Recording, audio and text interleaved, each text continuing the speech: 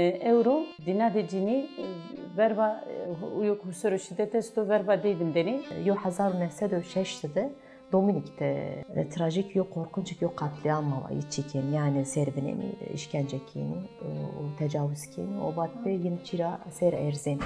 Tabi tekoşinayın hem cihonda hem dünyada bana ilham motivasyon. Mesela Mesture Bedirhan Esta, Nuriye Mevlanzade esti. Encini Kurdu, encini Cumhuriyet verin Osmanlı peşe Osmanlı ikinci meşrutiyeti xabat ser cini zahbinin. Tarih hadiroka Cumhuriyet mesela bon işte Nezihe Muhittin bazı esti. Tebon oja rapez aslında ironik mühima. Nezihe Muhittin hevaliya hem vakti talep ko semi junior raştaken orta Erzen Cezayir. En yüksek dağ.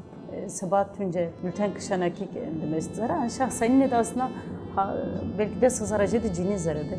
Tüne çütür venena. Bon mava mirabel vay mirabel bon pelpelik.